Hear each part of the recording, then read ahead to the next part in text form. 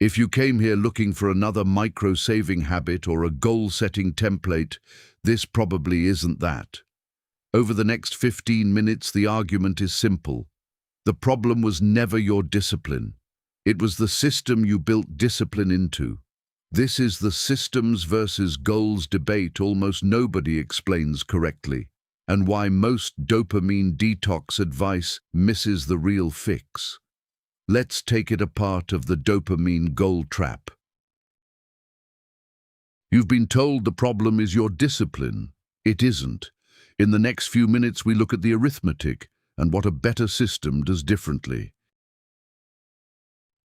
The dopamine goal trap, the macroeconomic operating system. Conventional personal finance advice tells the high-stress professional to track and eliminate small expenses, skip the daily coffee, and over 20 years, at a steady rate of return, that adds up to somewhere in the tens of thousands of dollars.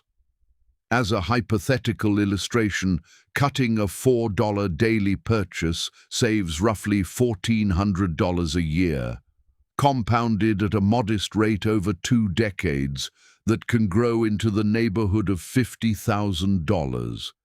That's real, and it's worth knowing, but it's incomplete. Inflation compounds too, and it erodes the purchasing power of cash sitting on the sidelines. This is really the muffin habit versus compounding inflation problem. Why saving money alone isn't enough to get rich. Meanwhile, assets like real estate or productive capital can appreciate at rates that make small manual savings look modest by comparison. As an illustration only, a median home priced around $800,000, appreciating 5% in a year, gains roughly $40,000 in nominal value, more than your entire year of micro-savings. That gap is why just cut the little things isn't by itself a wealth strategy. It's a starting habit, not a finish line. Relying purely on willpower to sustain that habit is also fragile. Willpower runs low under stress. Systems, automated transfers, default behaviors, removed friction don't get tired. When you spend mental energy deciding whether to buy the $4 item, that's energy not spent on the decisions that actually move the needle. This is the core of the willpower versus systems argument. Motivation fades, systems don't. It's also worth being honest that success isn't purely a function of effort.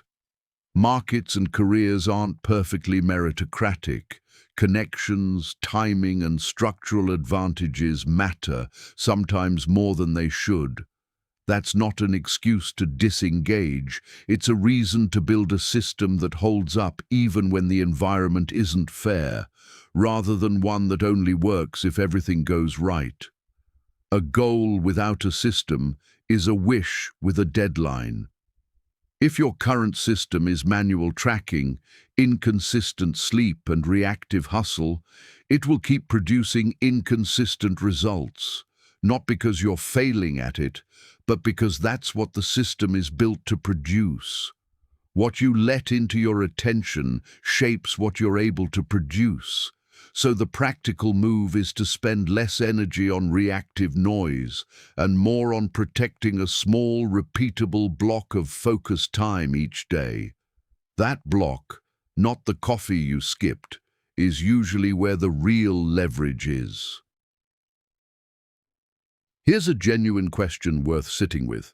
Over the last 90 days, has your attention mostly been pulled by notifications and reactive noise, or has it gone towards something you're actually building? If you want to share where you landed, the comments are open. I read them. Saving harder was never the whole answer, but even a well-built system will struggle if the environment it's operating in isn't a fair fight. Next, building something that holds up anyway. The asymmetric leverage engine, building wealth in a rigged market. A lot of self-help advice assumes a level playing field. Put in equal effort, get equal results. In practice, markets and careers are asymmetric, shaped by capital, networks, and institutional advantages that aren't evenly distributed. This is what people mean by a rigged system, and why the how to build wealth without relying purely on discipline question matters so much. Treating this as a personal failing, I just didn't want it enough, misreads what's actually going on structurally. People who consistently do well in uncertain environments generally don't count on things being fair. They build systems that hold up regardless of whether conditions cooperate. A useful, if imperfect, analogy is a casino. It doesn't bet on any single hand going its way. It runs a system with a small, consistent structural edge, repeated at volume, over a long time horizon. The takeaway isn't be the house in some cynical sense. It's that a small, repeatable edge, applied consistently, tends to outperform sporadic bursts of effort. Building that kind of consistency means putting real boundaries around your attention. Left unmanaged, most people spend their day reacting to other people's priorities, messages, alerts, other people's agendas, rather than working from their own. Automating the routine stuff, recurring transfers, basic maintenance tasks, default choices, frees up the mental bandwidth that decision fatigue would otherwise eat into. Your environment matters here too. A cluttered workspace and a stream of low-value inputs tend to produce exactly the scattered output you'd expect. Tightening that, fewer distractions, clearer defaults, fewer things competing for attention, makes focused work the path of least resistance instead of something you have to fight for. None of this requires predicting markets or waiting for good conditions. It requires a system you run consistently enough that the compounding does the work over time. A good system doesn't help much if your attention is the thing leaking. Next, what's actually competing for your focus and how to take some of it back. Managing attention as a resource, dopamine, focus, and the attention economy. Modern digital environments are, quite deliberately, optimized to capture attention. That's the business model behind a lot of apps and platforms. This is the attention economy problem, and it's a big part of why a simple dopamine detox rarely fixes the underlying habit. Human attention evolved to notice novelty and potential threats. That's exactly what notifications and infinite feeds are built to trigger.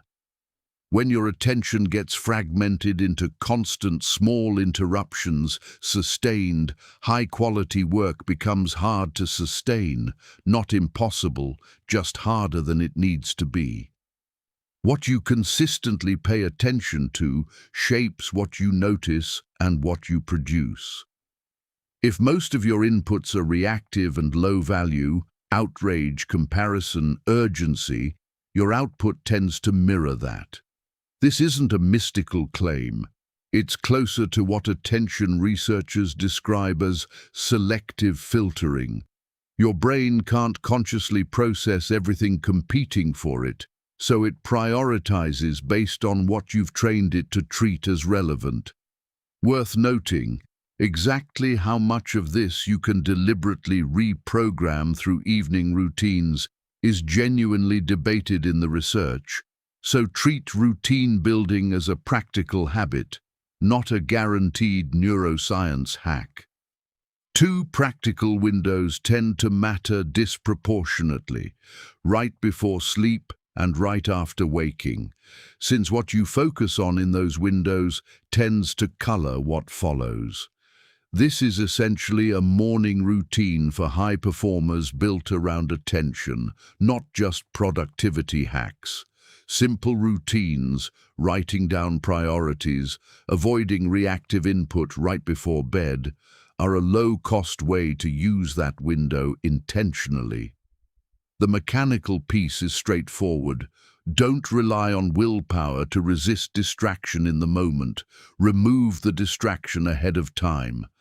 A dedicated, protected block of time, phone away, notifications off, one task, tends to produce more real output than the same hours spent context switching. This isn't about grinding harder. It's about reducing how often you have to fight yourself to stay on task. If this framing is useful to you, subscribing helps the channel keep making this kind of content, and the Millionaire Mindset Mastery playlist on the channel homepage has more in this series. You've got the framework. Here's what 45 focused minutes a day actually looks like in practice. The 45-minute blackout protocol for executives, the 45-minute deep work block. Sustained focus isn't a personality trait some people have and others don't. It's closer to a skill that depends on removing friction more than on forcing yourself through it. This is a deep work routine built specifically for executive productivity, not a generic productivity hack. Building a daily block that actually works takes some deliberate setup. Physical readiness. Sleep and basic physical maintenance aren't optional extras. They're what makes focused output possible at all. Where you can, align your hardest thinking with the part of the day you're naturally sharpest, rather than burning that window on email. A short, consistent pre-work ritual, even just 5 minutes, can help signal the shift into focused work. Remove the distractions before you start, not during. Phone out of the room, notifications off, browser tabs closed, communication channels muted. The goal isn't heroic self-control mid-session. It's making it so there's nothing pulling at you to resist in the first place. Shape the physical space. A cluttered desk and a noisy environment add friction you don't need. Clear the space, and if your surroundings are genuinely not conducive to focus, treat "not available right now" as your default response to non-essential requests during that block. During the block itself, one task, not several. Willpower fades under pressure. A consistent, repeatable process holds up better than motivation does. It's fine if the work feels unglamorous. Consistency compounds more reliably than intensity does. Sustainability matters more than intensity. Unsustainable sprints usually end in burnout and a longer recovery than the sprint was worth.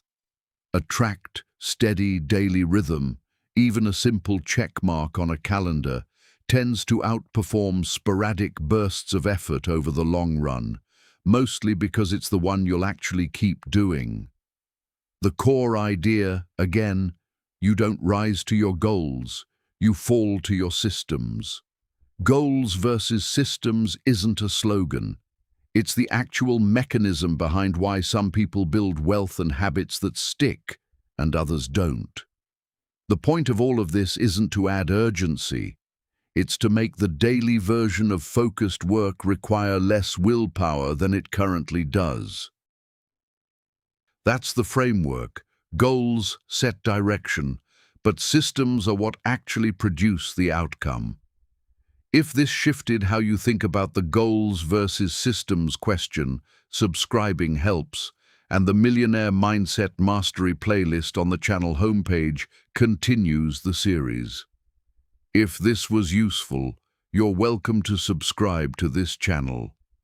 This has been an educational production of the Peter A. Saul Media Trust and Mindset Audiobooks Mastery. Thank you for listening.